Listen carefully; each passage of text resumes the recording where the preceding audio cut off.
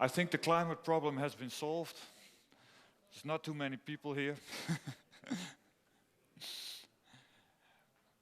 Welcome. I think we should get started. We're already running a little bit late. Welcome to the panel. Not everybody is there yet. We're still looking for Daniel. He's coming right now.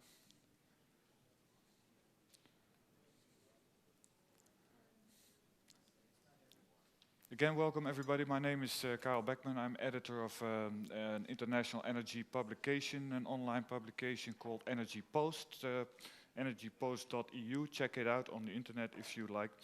I want to ask you first of all, I had expected a big room full of people, but okay, we'll do it with the people who are here.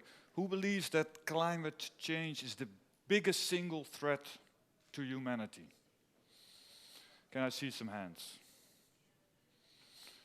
Who believes, and the panel can of course join, who believes it's among the top three, so the three biggest, among the three biggest threats? I think that's, okay, a few more people. Who believes the threat is overblown, exaggerated? You can say it. No? They're all in the other room, yeah. I think so. I think the timing of this session is very good. We just had the IPCC number 5 report. We had the World Energy Outlook, and we of course had the US-China deal, which I'm sure we will talk about this afternoon. This deal, of course, was all about setting targets. Now it's easy to set targets. That's the easiest thing to do. Actually, I read somewhere, and I'm going to ask Daniel about that later, that the United States actually has a target for 2050 of an 83% reduction of CO2 emissions. It's true, I didn't know that. So that's, but according to Rajendra Pachauri, the chairman of the IPCC, globally we need to reduce CO2 emissions by 40 to 70% by 2050 to keep within this 2-degree limit that you all know about. Now the question is of course how, and that's what I think this session is about. What are the strategies that we should employ? And I want to ask you also I want to mention some strategies to you before I give the floor to the audience and ask you what you think about them. So when I say, for example, nuclear power, who believes that this is a top priority, an effective, very important strategy to deal with climate change? Nuclear power. Can I see some hands? Okay, some enthusiasm, but not that much. Carbon capture and storage. Okay. Technological breakthroughs.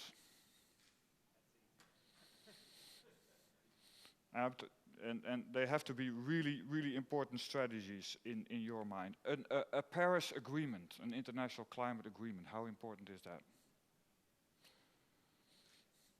Okay, it's interesting that that apparently people here feel that that's not all that matters. The agreement in Paris, that there are more ways to maybe achieve the same aim. My last question.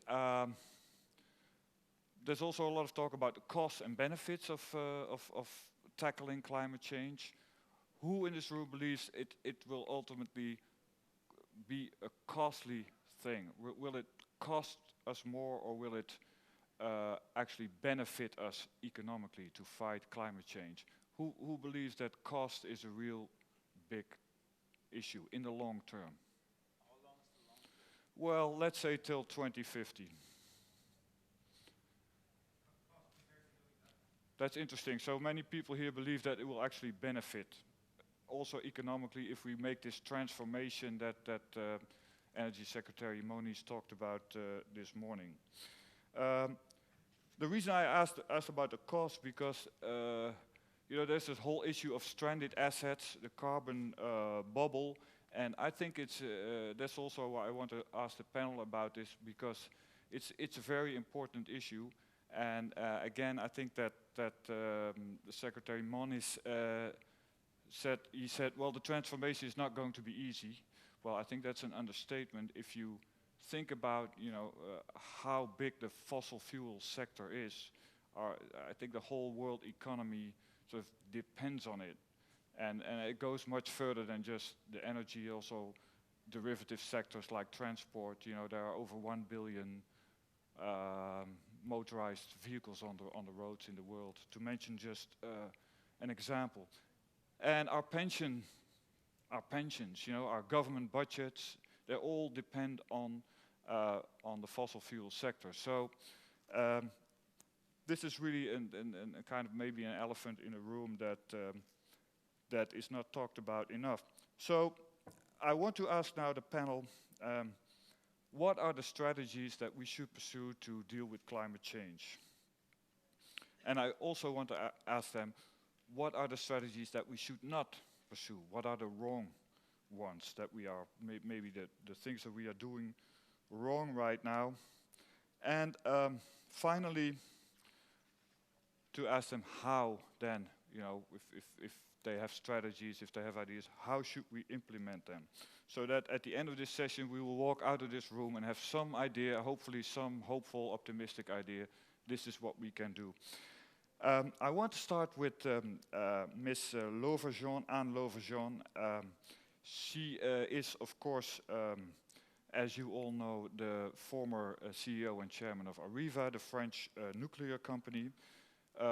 She's also founder, chair, and CEO of her own consultancy company right now. You can see that in this little guidebook. What you perhaps don't know is that she also chairs an innovation commission, high-level innovation commission that advises the French president. That was established last year, I think. And what she told me before, and that's also not in your book, she's also on the board of, you know, very important large energy companies like Total, Rio Tinto, the mining company, and Airbus, of course, is the transport company. Okay, and I would like to give you the floor, and I hope you can give us some hope and some idea of how you think that the world should be tackling the climate change problem.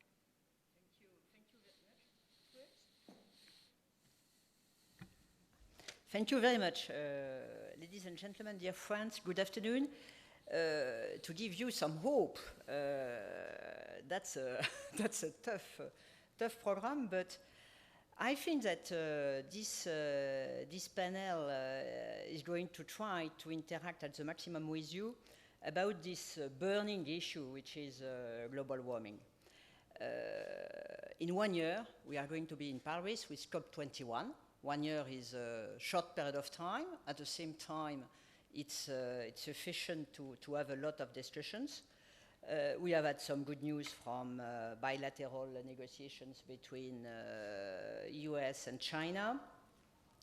Of course, after the failure, it was perceived like that, of Copenhagen, you have at the same time a lot of expectations for Paris, and also the hazard of having people a little bit extremist, waiting too much, expecting too much, declaring too much, and it's clear that it's very difficult to imagine that we are going to find a solution for all the pending issues. I would like maybe to stress the energy part of the equation. Of course, you have also transportation, you have also industry, but energy, you know it, plays a very specific role in terms of emission of CO2. I think that in the energy, now in the world, we are experiencing revolutionary times. Why revolutionary? If we take not a very long period of time, only 15 years, oil price was at that time, $10 a barrel. We are considering that we are at a cheap price now, but 80. It has changed completely the way the consumption was considered. Second issue, of course, increasing consumption of the emerging countries.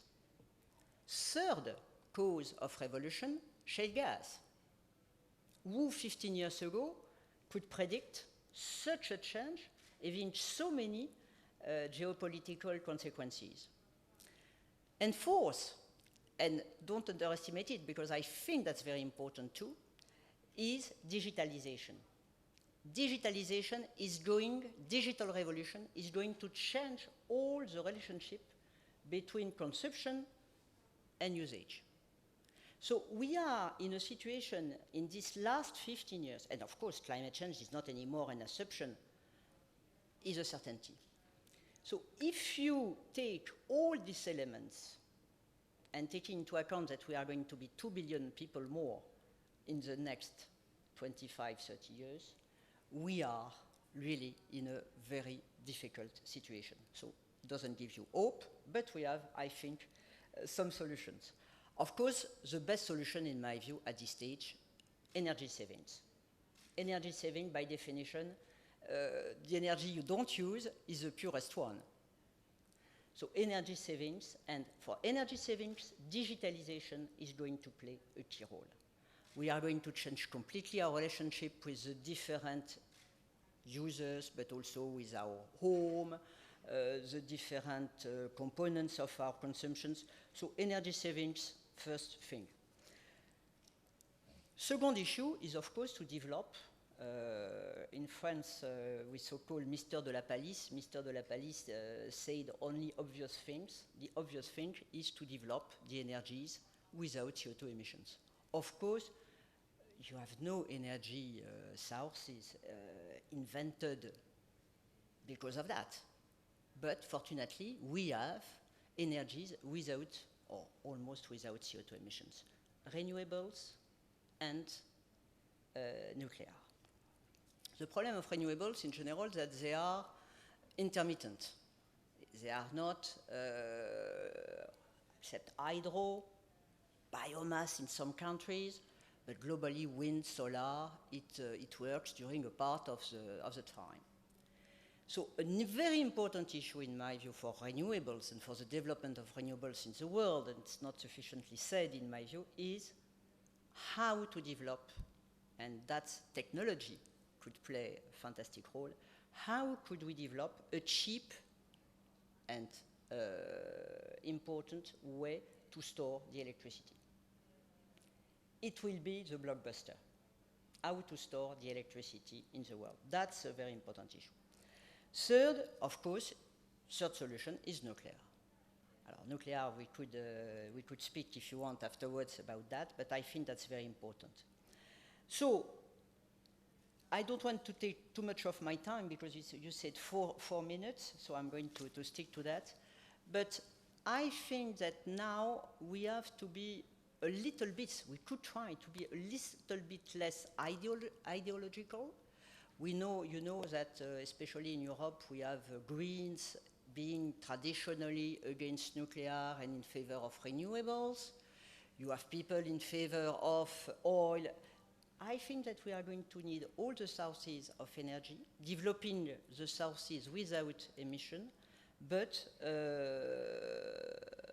I think with less ideological feelings. I would like just to say that something worrying me a lot for Paris summit is the complexity of the dossier. You have so many pending issues, so many. I'm not sure that all the negotiators are able to master this complexity. And of course, for the citizen, for the governments, for the NGOs, how to deal with such complexity. So we have 1 year, maybe, to find the appropriate issues where we are able to improve the situation, where we are able to find agreements. And I think also we have 1 year to develop another agenda another international agenda, an agenda about the solutions. Because, of course, you have solutions, which means a lot of investments, like production, but in terms of distribution, usage, and so on, I think that we have a lot of good solutions developed by small community, by people themselves. And I think that it would be very, very interesting and, in my view, exciting to have a way to share all these good solutions. It doesn't come from the governments, it doesn't come from something like a global governance, but also to come back a little bit to the local solutions. So, of course, for Europe, it's, but we discussed it a little bit before. I think for Europe, it's a very important issue because Europe has decided to go ahead whatever the decision is at the worldwide level. So if we don't find a good set of solutions, Europe will have to make its own efforts. So of course, for European policies, for the understanding of the citizen and so on, it's also a very political event for Europe itself.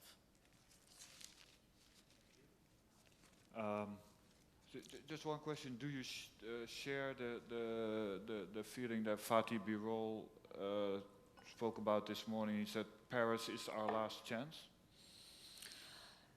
I don't like this kind of things because that was exactly the motto in Copenhagen. And you know, if you start to say, you know, the fact that a lot, I may say, Fatih is not like that, but a lot of extremists have said, if we don't succeed in Copenhagen, it's going to be the disaster, the end of the world. That's the result is that by definition you cannot succeed at 100%, and it was seen as a disaster. And the citizens have said, yes, a disaster, but we are still there.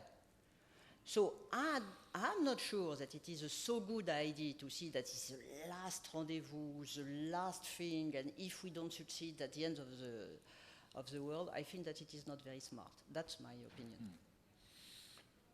Okay, thank you. Dramatization is not always the best way to solve a problem. Okay. Thank you. You will have the chance to ask questions later. I think I will first give the word also to the floor also to Daniel and Oliver here. And I will next introduce Daniel Poneman. He's, as you can see, senior fellow of the Belfer Center, Harvard Kennedy School. He's also former Deputy Secretary of Energy in the Obama administration. He's also, and again, is something that you don't know, that's not in the book, a distinguished fellow at the Paulson Institute. He has an enormous experience in American government.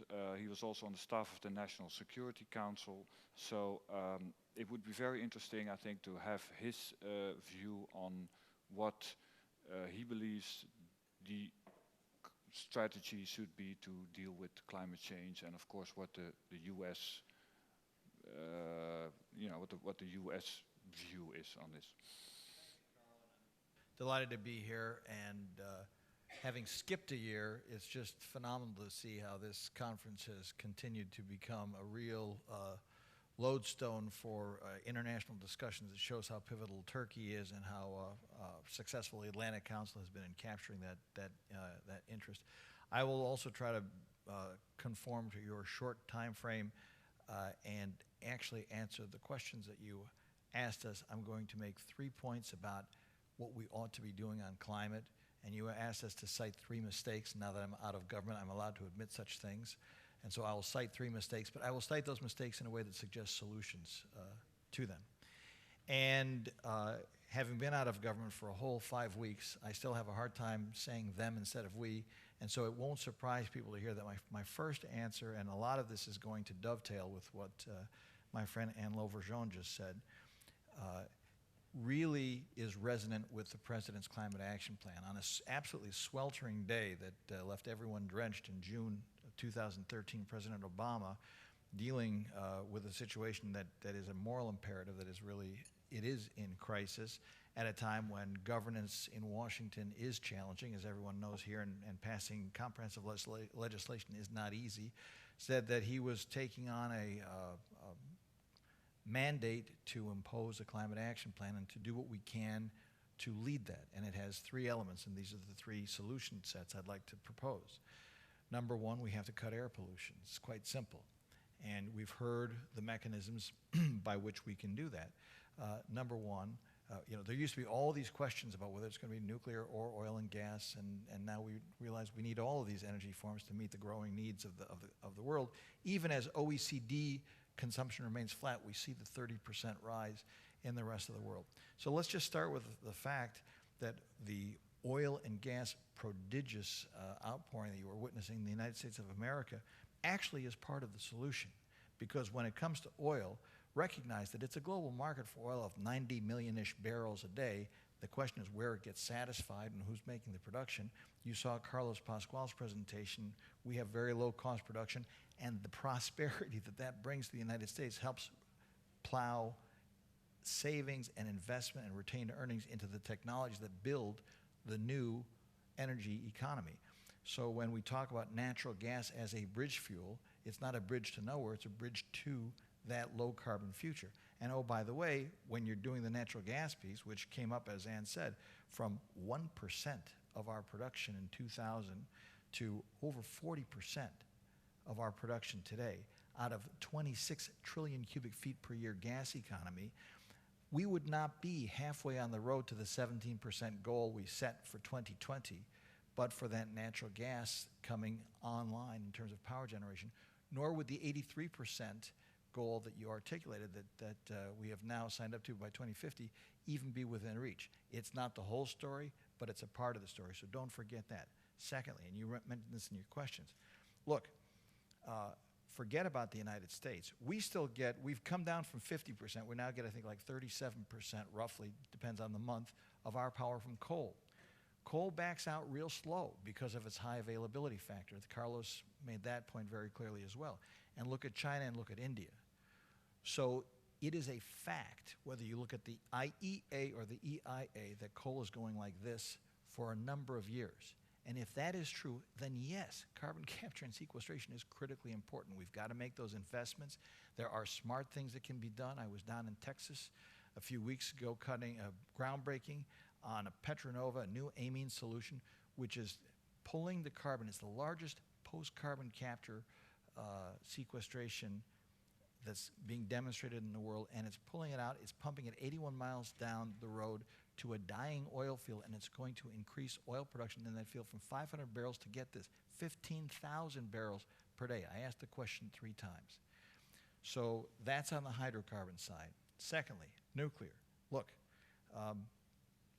we still get 1/5 of our power in the United States from nuclear. Over 60% of our carbon-free power comes from nuclear. There's 70 reactors plus getting built around the world, 28 in China alone. So if you are serious about cutting carbon and you need base load, you got to be serious about nuclear. So and if you're serious about nuclear, we have to, yes, continue to impose the solutions and the improvements that come out of the study of Fukushima. And yes, we've got to do what President Obama called for in Prague in 2009 of getting together a revitalized international framework for civil nuclear cooperation that's going to provide for the fuel requirements of any nation that subscribes to the international norms that wants nuclear energy. That's the second piece. Third, renewables coming on strong. Major investments going into we're up to over 60 gigawatts of installed wind on our grid in the United States and about 14 or 15 gigs of solar. Costs are coming down. Onshore wind is pretty darn close to cost parity with conventional power sources, and we're 60% of the way there in bringing the cost of solar down on Secretary Chu's sunshot. In the interest of time, I will not go further, but they're coming on strong. And then finally, as Anne said, efficiency. How can you not view that as the first order solution? We're down from about 100 quadrillion BTU to about 97 quads of consumption of energy in the United States of America. 60 quads goes up the chimney, out the windows, under the door jambs. That's just crazy. This is not a matter of just morality. This is cost of goods sold. This is cutting costs. It's going to make us more productive. That's why I raised my hand on the question of, is this going to be good for our economy? Yes, it is, because those savings, which digitalization is going to assist, is going to be very important. So that's all on the mitigation and the cutting of air pollution. The second element, I'll be very brief on these other two elements. The second element is going to be adaptation. Sorry, there's a lot of climate change that's already happened. Hurricane Sandy, droughts in Australia, droughts in the southwest of the United States of America. And it turns out that many of the investments we need to be making in smart grid will help us become more resilient against all of the climate change that has occurred, and it's going to help us integrate the intermittent sources of power, wind and solar, and the smart metering and the digitalization that Anne Lauvergeon was talking about is going to be a critical part of that equation. That's the second piece. And the third piece of climate action plan is it's got to be international. We could be perfect. We could stop emitting all carbon in the United States, and if we don't get our arms around Asia, it's over. And I would think that's why this agreement last week in China, I wasn't there, but I was in Beijing that day. You could feel the electricity, no pun intended, when Xi Jinping and the president signed up to get China on board to agree to cap and then reduce, and have the president call for a doubling of our rate of carbon reductions. That was huge. That's one piece. The second piece, look at India. India, they're going to add 300 million people over the next 25 years to the planet. 75% of the infrastructure to be built that will exist in 2030 in India is not there yet. So we have a great opportunity on building efficiency to get up at the front end. And if you take India and China combined, building efficiency, there are prodigious cost savings. China has 50 billion square meters under roof. They're adding 2 billion a year. That's 4 times the rate the U.S. has been adding floor space in the last 4 years. Finally, on the mitigation side, for the international cooperation, we are on the road to Paris. There's a very important meeting coming up in Lima at the beginning of December. The commitments you saw of China and the United States really set a good tone. We've got to now get the information we need from the countries, all the countries participating, to see what's it going to take to get on track for a 2 degrees Celsius target for the century. And we have to start scoping out the elements of an agreement for Paris for next year. What are we doing wrong? 3 things I would say. Number 1, it's simple. If you want to reduce something, you got to put a price on it. You got to put a price on carbon. And the history is replete with times when people said it was too hard, the science is ambiguous. Ask what happened in the Reagan administration with CFCs. People were worried about an ozone being poked by the CFCs, and people said it was going to devastate our economy to try to control it. They came up with the Montreal Protocol. The ozone layer was saved, and the economies flourished. Clean Air Act of 1970, same story. Look at what Hank Paulson has written recently. This is the obvious way to have an efficient allocation, allow price discovery to get the economies to generate the investment required to lower the carbon. And so price on carbon, and so as I said, the mistakes I say imply their solutions. Second, diversification of supply. Secretary Moniz talked about this already once today. Look, we don't have the luxury to overlook major sources of low carbon electricity. So I think when we were talking about energy security in a post-Ukraine environment, I think people have to ask very serious questions. If you really care about climate change, you got to think about nuclear, and to just sort of take a powder on nuclear, or as some are taking a powder on shale gas, I think you got to really revisit some of those equations and ask yourself if you can keep those beliefs and live up to those beliefs and still do what you want to do to curb our carbon emissions. And the third mistake, I would say, and again, this is evocative of what Secretary Moniz said at lunchtime, is we've got to be more innovative in our business models. And I'm just going to say 2 examples. Number 1, building efficiency. We have, and I think this is not uncommon, a situation in which the developers and the builders want to get their money out of their deals fast. They're not necessarily going to be around for a long payback period on efficient investments. Even if investments in the efficient buildings will over time, and maybe even only over 3 or 4 years, pay themselves back, they may not have the incentive in the marketplace today to do that.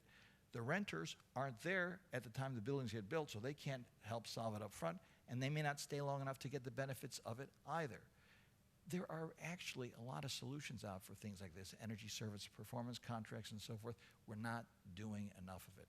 Secondly, in terms of where we need to be more innovative, look, there is a lot that has to do with the cost of commodities. There's no cost for sun and wind.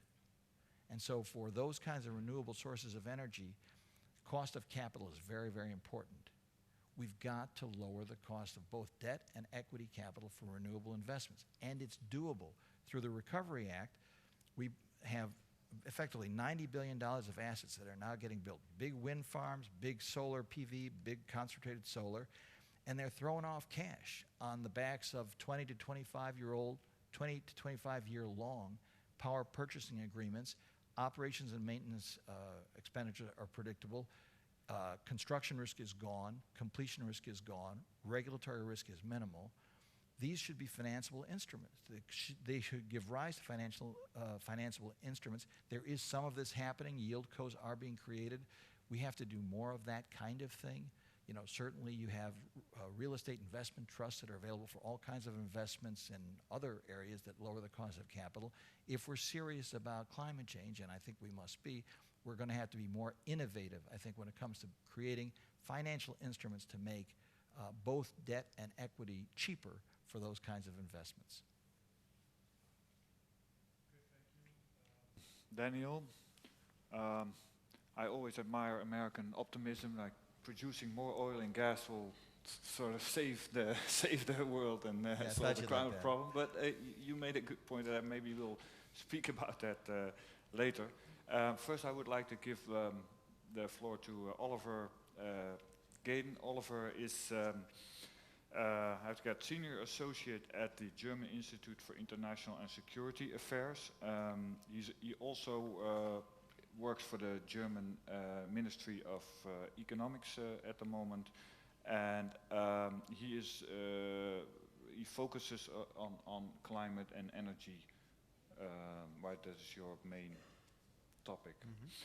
Mm-hmm. And he has also published quite a lot on this issue, as I know.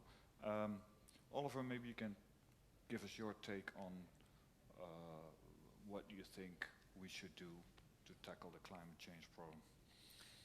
Well, I think many things have been said now. Of course, energy efficiency is a no-brainer, and electricity storage is, of course, too. I would like to add decarbonizing transport fuels. I think that's a major issue we have to tackle.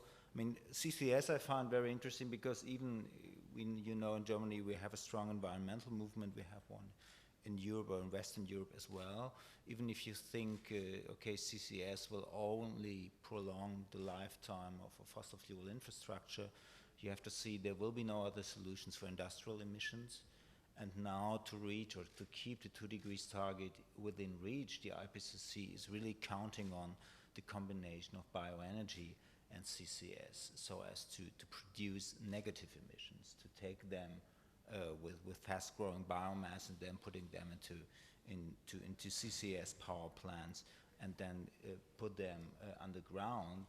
So it's really interesting part of science fiction, I would say, that this bulk of negative emissions in the second half of the century keeps growing in those scenarios, and that's the reason why the emissions are rising every year, but the scientists keep saying we can still make 2 degrees because they're increasing this bulk of negative emissions. But I think it's really worth looking into that, but of course if you know bioenergy, that will produce another line of conflict or induce it. then that should not surprise you as a European. I still believe in emissions trading, but only if we are able as Europeans to link it with other functioning and hopefully better functioning emissions trading systems. As you know, it has not worked with Australia. Maybe it will work with South Korea or some provinces in China. But if I take your question seriously, what are the main strategies to mitigate climate change, then we simply have to ask first, okay, is there any actor who can act as a strategic actor on a global level? I think of course it's not. So maybe China and US and in some ways Europe can get done something, but it will really not be the United Nations or the UNFCCC. So I think that has been one failure, I think, for the last 20 years, to hope for the overarching solutions to be reached at a conference of the parties by December. And if you look at the expectation management for Paris, there are parallels and there are some things that have been done differently.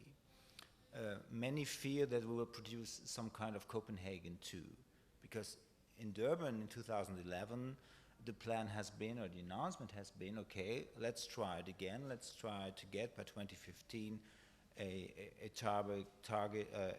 treaty compatible with 2 degrees, and of course comprehensive and legally binding for all. And I think that kind of top-down approach, defining a global stabilization target for climate change, for acceptable climate change, like 2 degrees, could be others, but right now it's 2 degrees, associate a carbon budget with it, and then say, okay, now we need a comprehensive legally binding treaty to carve up the budget, to distribute the remaining budget.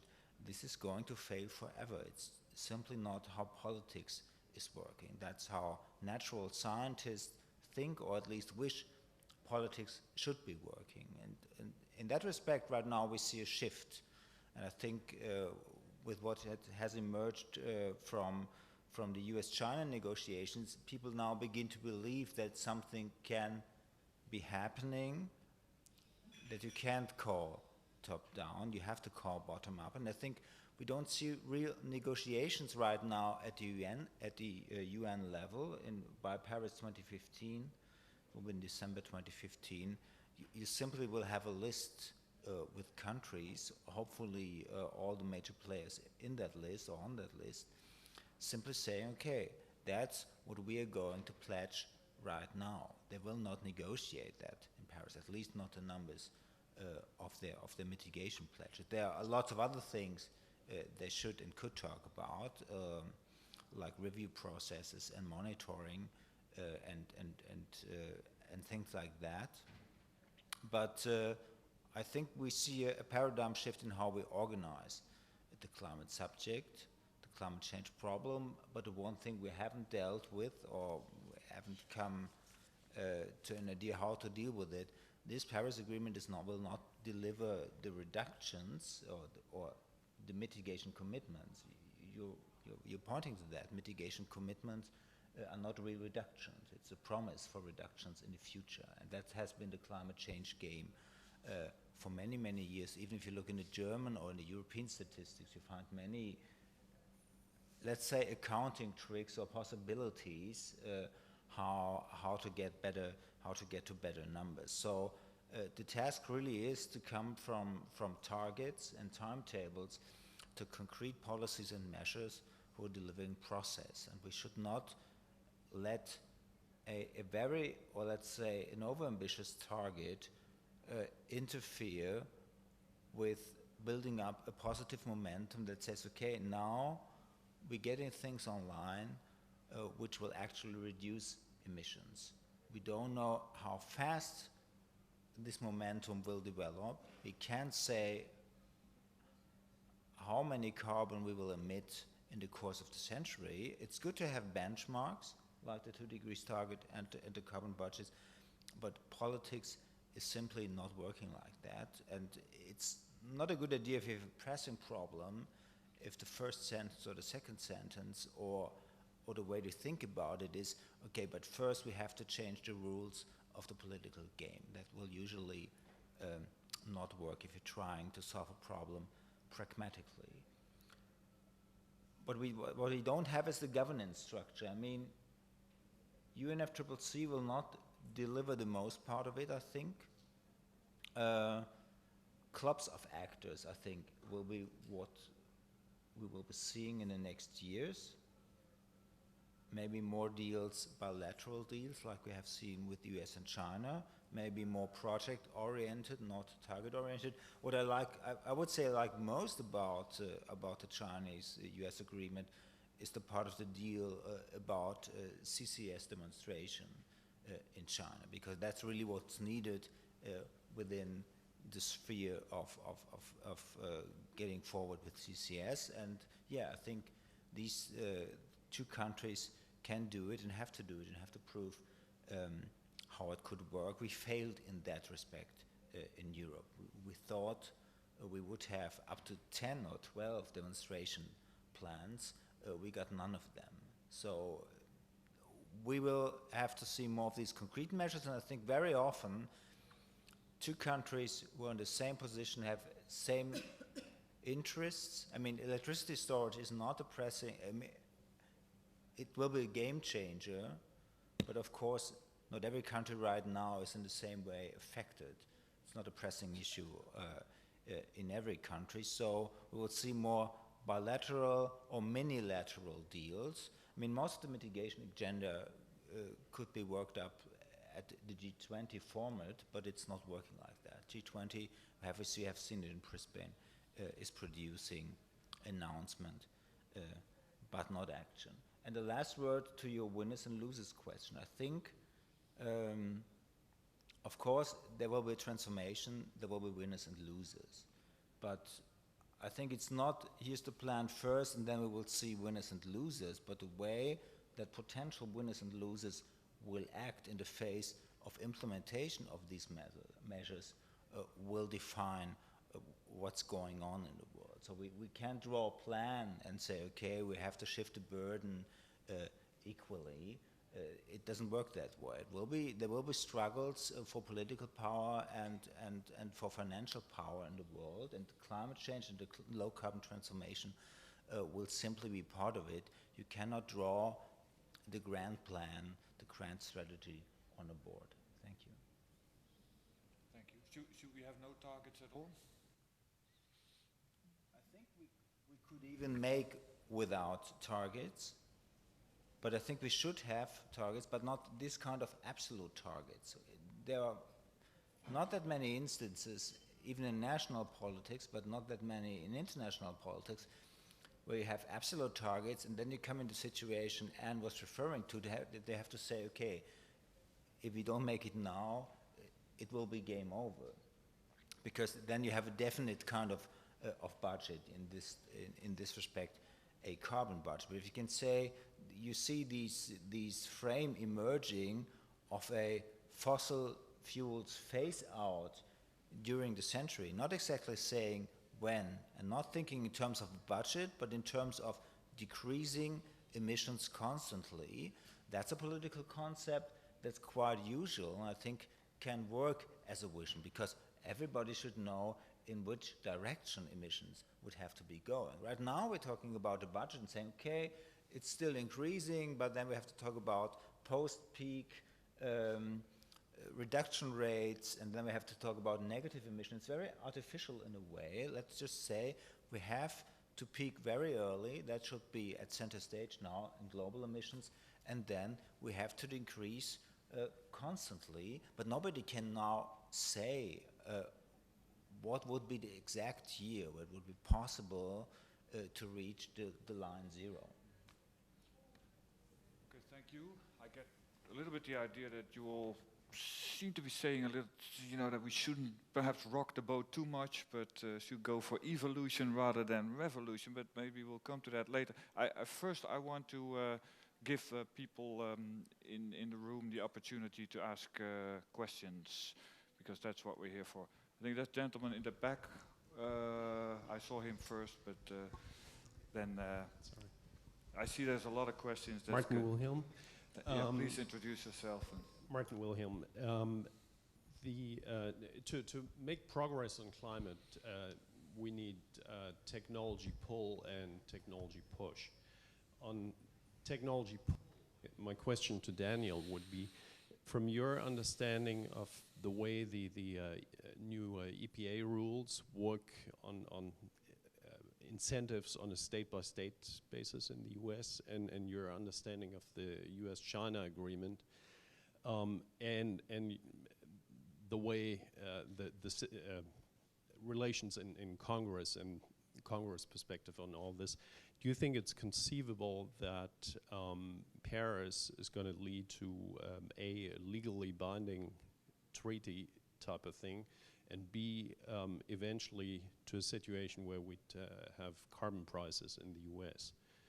And on the technology push side, my question to Anne would be, from your involvement with your innovation board, if you look at the way the US is going about energy innovation with ARPA-E, the loan guarantee programs and other things, do you think there's specific things we could do better in Europe if it comes to energy innovation, on the EU level particularly, or in France, of course? Thank you. Thank you. Your question on technology pull. I came out of a national security background, so I'm used to negotiations, and we used to have an old saying that the likelihood of success in the negotiation declines as a square of the number of parties. So I take my hat off at the people getting together, and I wish them every success. But I would not be confident, I think not be fair to say, I think this is definitely going to produce legally binding outcome that's going to create a massive technology puller. And to the extent, the other part of your question, that there would be a prospect for a carbon tax or a gasoline tax or anything like that in the US, I don't think it comes from there, okay? But I would not have asked the question that way. I think you already have significant technology pull because of the desire to lower costs, and we didn't actually get to the point of the electrification or the gasification of the transportation fleet.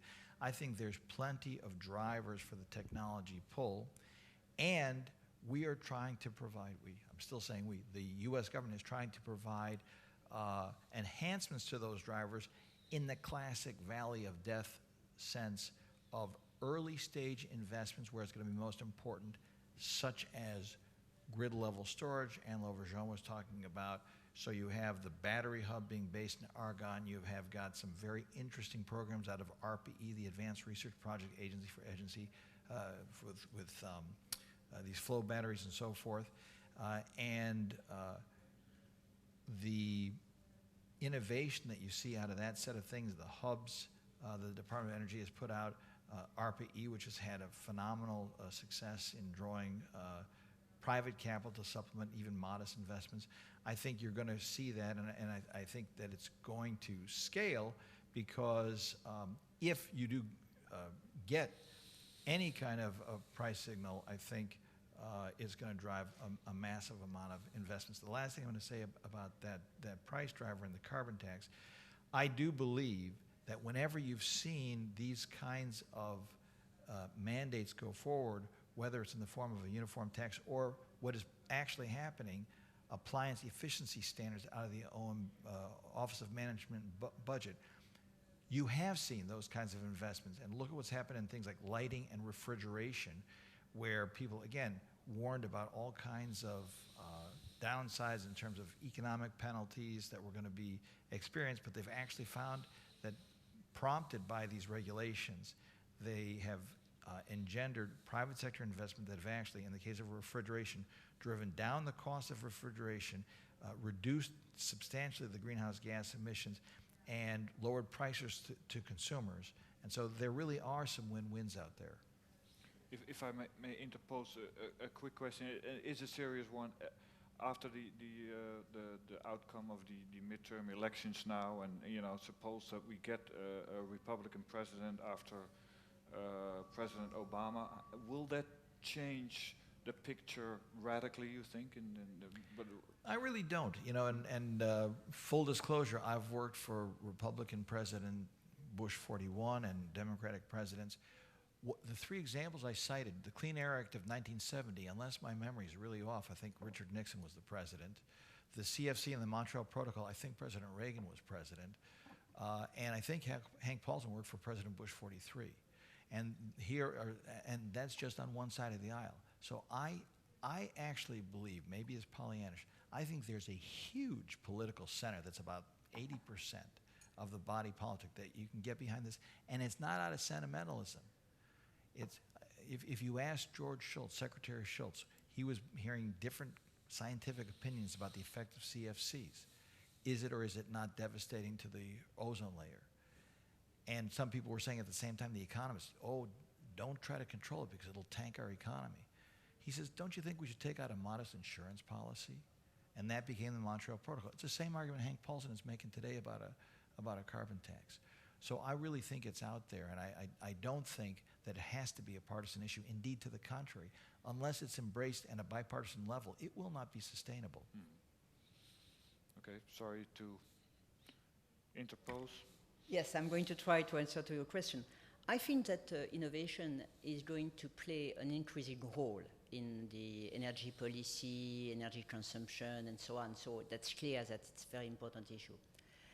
But I think that we have to take care that innovation doesn't mean procrastination. Because to say, okay, we are going to innovate in the future, so don't do anything now because we have not the appropriate solution. It's a way, to clean up your hands, and that's it. And we have had in the past too many international gatherings with, a vague commitment at the end about R&D expenses. That's it. So yes, innovation. I think that's very interesting to see how in the Silicon Valley, coming from telecom, data, a lot of companies have migrated towards energy. So it's a new El Dorado for a lot of startups and so on. And in France, you asked me the question, we have defined recently, and in France when you give priorities, by definition, you have always people saying that they are not the appropriate ones and they are divided other ones. We have selected 7 ambitions where we cannot be out, and one of them is energy storage. Energy storage, it's clearly, as CCS, as the key elements to change the global landscape. And to answer to your second question, for the first time in France, we have imitated the US. Not the first time that we are imitating the US, but in this field, innovation, we have launched international innovation awards, open to all the companies in the world. The only commitment is to invest also in France about these 7 ambitions. So we are right now, from the 2nd of October to the 2nd of March next year, it's an award to win 2 million euros for all the companies, whatever, if they are large, if they are very small, and next year we are going to, on these 7 ambitions, including energy storage, to have the best solutions, to promote the best solution. Next year it will be for 20 million euros. So the idea is to push a little bit people to go towards this kind of things, because innovation, of course, it's difficult to forecast anything in innovation, but I am pretty sure. I am the chairman myself of a fantastic company, so-called Sigfox. It's linked with energy somewhere, but it's an operator. It's a low-cost operator, and we are very proud because we received the authorization to deploy in the US last month, and in Canada. So we have deployed our network in France, in Spain now, in Great Britain, And the principle is to connect all the devices, but not with GSM, with other frequencies, and with 500 less spendings of energy. So, of course, the future of this technology is fantastic. Alors, you could say it's not directly linked with energy. Yes and no, because it changed the problem of batteries. We didn't speak about batteries, but it doesn't change. It changed the problem of batteries and so on. So, you know, innovation is going to be, in my view, a buoyant issue. And I don't think because we have a barrel at $80, it's the end of the will of changing the things. Thank you. I think this, I've always learned when I lead a debate to never give the microphone to somebody in the room because they can talk forever. So I hope you're going to be brief and please introduce yourself. Hi, this is Serdar from Garanti Bank. I would like to ask a question with respect to possible solutions for solving the decreasing carbon dioxide emission. Can we add our list the integration of transmission lines across borders so that we can free movement of the electricity across borders, so that every and each country would need less installed capacity to meet their demand when it is peak intraday or within a year? So may I answer? Yeah, I think that's very important. And smart grid, of course, a way to smart grid first is a way to save a lot of energy, to secure and to save. But at the same time, we have to face the reality. The fact that we are more and more interrelated creates also new disturbances. For instance, when Germany has decided to stop 8 nuclear plants, it has had huge impact in Czechia and countries like that, because compared to the German grid, their own grids are so little that they are fully, I may say, disturbed by the policies made. That's a huge issue in Europe. We have 28 countries, we have 28 energy policies. So when a country says, okay, I'm going to change my energy policy, it has a huge impact on small countries especially, without any capacity to make something. So connections, yes, I think that's very important. It's more and more difficult in the Western countries. Why? Because the citizen hates, because when you say smart grid, oh, that's very smart, that's very nice. If everybody is in agreement. But when smart grid, what does it mean? At the end, it means lines and pylons. Nobody wants to have an high level pylons close to his home. So the public acceptance, and we didn't say these 2 words, but I think that's very important. Public acceptance in energy policies, not only for production, but also for distribution and so on, it's also a very, very important limitation. And having worked in, during 13 years in nuclear, I may say that it is a key word. You said to me, and I didn't answer at the beginning to that I think that nuclear is not the solution, but you have no solution without nuclear. That's the answer also of Turkey. And if you take, for instance, what has happened in Japan after Fukushima, this terrible disaster, they have stopped all the nuclear plants. The results are very well known. They have developed more coal, more gas, with incredible impact. Alors, first, the good side of the things, energy savings, that's excellent. But the bad side, an increase of 30% in the cost of electricity, so which means a lot for the companies and for the people. 40% of trade deficit due to energy. And third, an increase of 15% in CO2 emissions. So it's a little bit not the grid, but I wanted to say that energy policy is also, you cannot change energy policy in one day. You cannot be brutal. Of course, Fukushima is a very specific issue. But like in Germany after Fukushima, to decide in 8 days to stop 8 nuclear plants, if we continue to, US has not exactly the same issue because you are sufficiently large to have your own policy and to evaluate alone. But for the other countries, they are dependent from each another. So behind this issue of climate change, I think that we need to develop more solidarity in the energy policies, more negotiations, more discussions, and less solitary decisions. Thank you. Oliver, you wanted to say something May I just to this question? No, I simply can add something, and really German case is really interesting because we don't coordinate with our neighbors, or we haven't until this government came into office, because we simply thought, okay, we can't do that, they will not disturb us.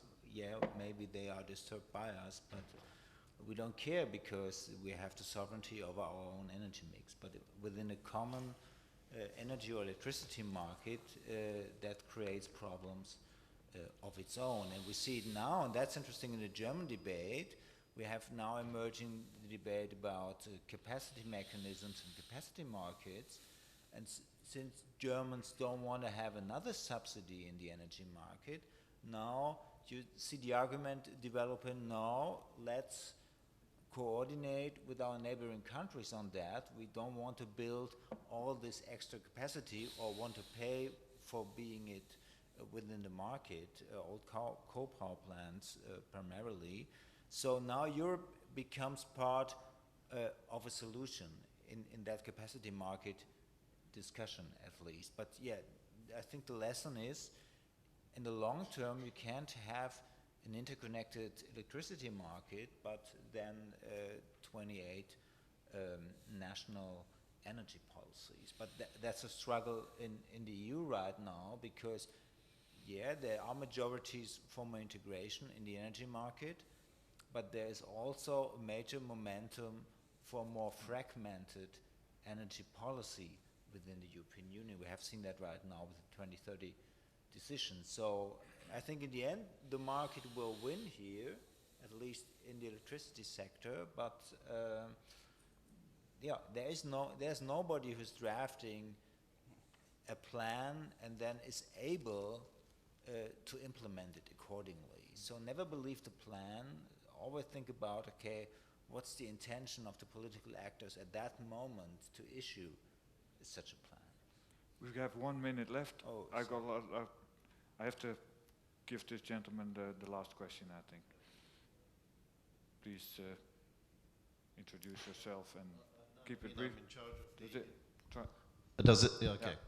Adnan Amin, I'm in charge of the International Renewable Energy Agency in Abu Dhabi. And my only comment in disagreement with the panel is you could have said more about renewables, but otherwise I agreed with everything. And let me say, I'm a survivor of Copenhagen. I was in the Secretary General's delegation there. We've had 4 years of rehab, and I think the adult conversation we're having now is extremely encouraging. So that was great, but I have one point. We have a lot of positive things happening. I heard Mr. Fabius talk about the positive agenda early this year. I think that, together with French diplomatic management of this process, has been very positive. What President Obama and Premier Xi did is extraordinary. It is, as you said, electrifying. I'm not, so the issue is this. We've had 20 years of negotiations on a top-down normative legal instrument. There's a huge culture around it. There's a political culture. There's a kind of zero-sum game mentality for some countries in this discussion. We know that the solution is going to be a practical one, and the seeds for that solution are already there. How are you going to bridge this issue of how do we actually put the mindset for the positive agenda on climate in place? And I love what you said about the bipartisan deal. I'm personally not sure. That's a worrying thing. Okay. But how do we square that with the negotiation and the expectation for the negotiation? Well, I would make very simple comment. I do believe that targets are important, and I believe they give us a point on the opposite shore toward which to steer our ships. That having been said, that's not why renewables have done what they've done so far. So I think I can give you some comfort. You know, President Obama called for a doubling of installed wind and solar between 2008 and 2012. We did it. He called for another doubling by 2020. I believe this is going to happen not so much by mandates. In fact, I think, frankly, the experience of feed-in tariffs to promote solar in Europe has not been one that inspires great confidence for repetition. I do think the smart thing to do is, number one, drive down the cost of those technologies, as we are doing by A, investing in the R&D and the innovation, and B, creating a market. I chaired the credit review board for 5 years at the U.S. Department of Energy with all those loan guarantees. We had people criticizing us for giving loan guarantees to wind deals. Why? Because they had to source the equipment from Europe. Why? Because there was no wind industry in the United States of America. So we flipped it around. In 5 years, we went from importing 75% of the components to our wind turbines to building 75% of those components in the United States. I went to Newton, Iowa. It had been a Maytag factory. Everybody was unemployed there.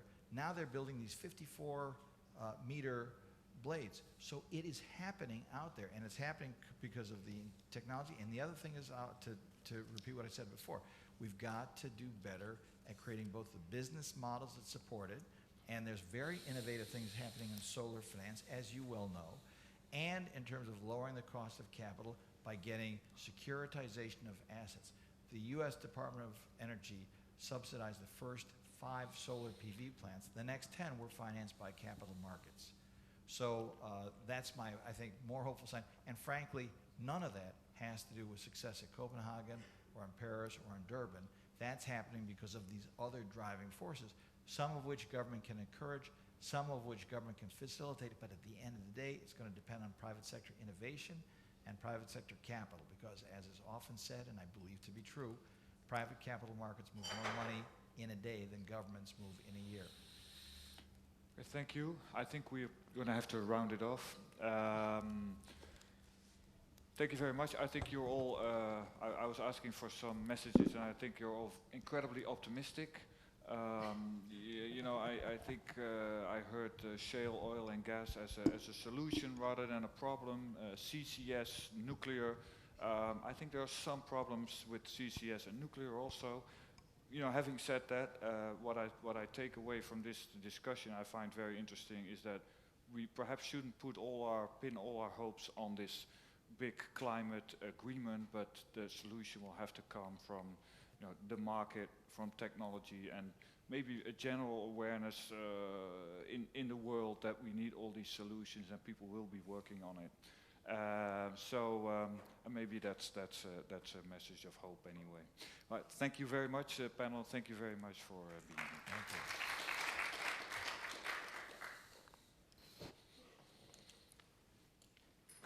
I have to get rid of this.